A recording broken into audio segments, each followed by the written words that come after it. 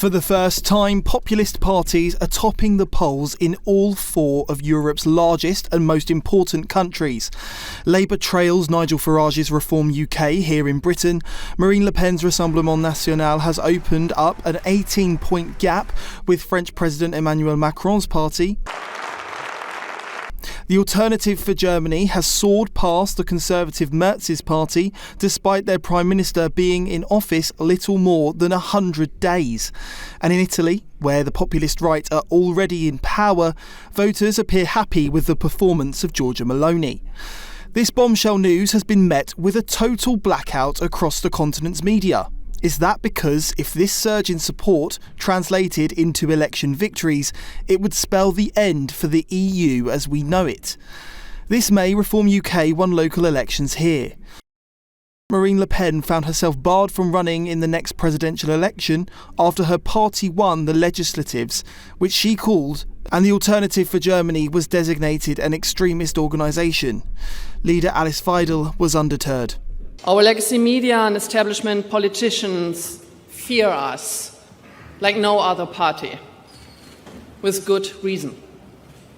More and more voters in Germany are simply fed up with being lied to and watching their quality of life deteriorating year for year. Establishment politics have turned Germany into a danger zone for its citizens.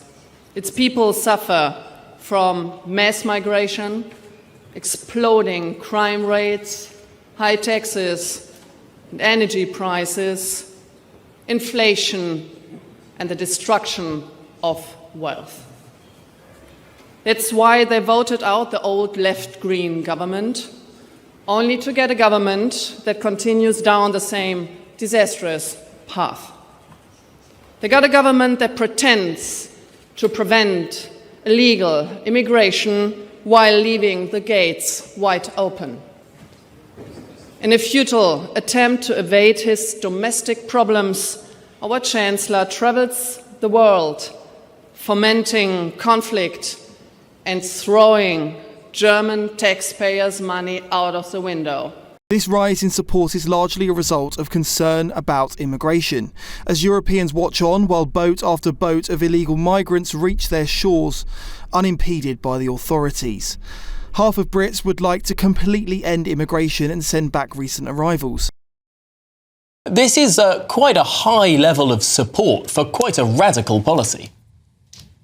Good afternoon. Yes, it is indeed. It's quite a very interesting finding. We've spoken to around about 10,000 people in part of a really big look at public opinion on immigration as it is today. It's an issue, of course, which many people are concerned about, as we've discussed before, so we dug a little bit more into what kind of regimes people may support. Now, it is a big finding that 45% would support a complete stop of immigration and a removal of many recent migrants. However, it must also be said that around about the same proportion opposed such an idea, and that wasn't even the most popular suggestion either. 56% wanted a regime which had fewer immigrants coming in but still allowing more to come in. And it's interesting, really, as you say, there are some evidence of misconceptions around immigration into the UK at the minute, with it's around about 10 times actually more legal immigrants than illegal immigrants in the country right now, and the British public think that is those, well, perhaps not the relative numbers, but I think there are more illegal immigrants than legal immigrants. And also, when we probed a little bit deeper into the kinds of migrants, the kinds of people arriving to the country that Britons would support being removed, among those who did want such people removed, they really seem to be talking about illegal immigrants, people coming here as perhaps to claim benefits or to look for work without being legally entitled to do so. So I think there's a lot going on here. British public opinion on this topic is nuanced, it's complex, and it's evolving, and we're doing our best here to keep track of it. But concerns are gaining traction that the establishment are curbing our liberties to maintain their power. Here's a question I want to ask the country tonight. Why is our government, why is the British state more interested in controlling our speech than our borders? Ever wondered that? For years, the political and media class in this country have told us to look the other way. They said that it is racist, irresponsible, or misinformation to ask uncomfortable questions about what is really happening right here in our own country. Well, once again today, the lid has been blown off because, shockingly, it's been revealed that the Labour government has been running a secretive Whitehall spy department to target social media posts that have dared to criticise those migrant hotels and two-tier policing. Last August, at the height of the summer's social unrest after the Southport atrocity, the government was sat secretly reporting social media content written by understandably concerned citizens. Interestingly, the emails in question were recovered not by people here in Britain, but by an American congressional committee. They show civil servants complaining to tech firms, including social media giants like TikTok, about a range of content posted by Brits that focused on issues like immigration, asylum seekers, and two-tier policing. Maybe even on my own Twitter or X feed, who knows? One post flagged by the government unit with urgency included a screenshot of a rejected Freedom of Information request about the location of asylum hotels and a reference of asylum seekers as undocumented fighting-age males. Well, I know I've said many similar things on my own social media, so I'm probably in this list. Officials working for Peter Kyle, the technology secretary, yes, the same one who just said Nigel Farage supports Jimmy Savile if he opposes the Online Safety Act.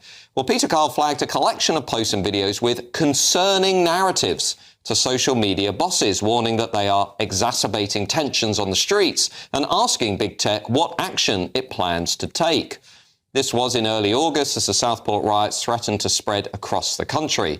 Well, the dossier that has emerged as the government fights accusations that the UK is censoring social media with the Online Safety Act, including from allies of US President Donald Trump, is causing concern. In fact, just hours ago, the Trump administration told journalists it was, and I quote, greatly concerned by the latest revelations from inside Downing Street, mere days after President Trump met with Keir Starmer up in Scotland. Of course, Keir Starmer there reaffirming his apparent commitment to free speech. Well, a US State Department spokesman has said this: one of the reasons free speech is so important is that it enables citizens to have accurate information and honest conversations about policy failures of the ruling class. Immigration is a prime example of this. We are monitoring free speech developments in the UK closely and with great concern. Well, never mind the Americans, we should all be concerned by this latest bombshell from the corridors of power. While the Labour government spent last summer publicly scolding the British people for spreading what they called misinformation, they were at the very same time using a secret spying unit to encourage social media platforms to suppress the people's legitimate concerns.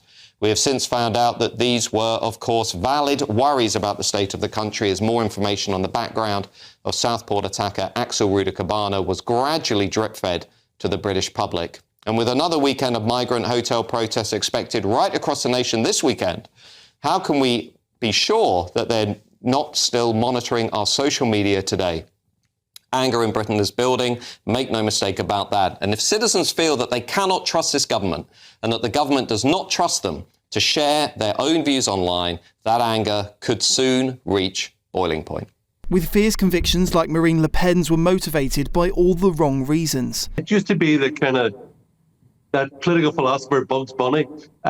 His maxim used to be, if you can't beat them, join them. The globalist establishment, their maxim now seems to be, if you can't beat them, ban them. Like we've had a succession of political leaders across Europe and even in America. We've just had the Romanian candidate there, Georgescu, who was banned by the Constitutional Court. We've now had Marine Le Pen banned. She was very likely, or at least possibly, to be elected as president of France. She's now been debarred from standing. And like, what is happening? People are looking at what's going on to Geert Wilders, to Donald Trump, and they're thinking, this is lawfare. This is the globalist establishment trying to ban legitimate candidates from standing. Now, remember, Marine Le Pen's own father was convicted of, I think it was against hate speech years ago, but he was never banned from standing as a candidate. Surely it should be for the people to decide who's going to represent them and not for judges to decide who can stand. Save our kids! Save our kids! This broad and sustained support for change among the citizens of Europe's largest, richest and most influential countries shows, however, that Europeans are determined for change. Nick Dunning, GB News.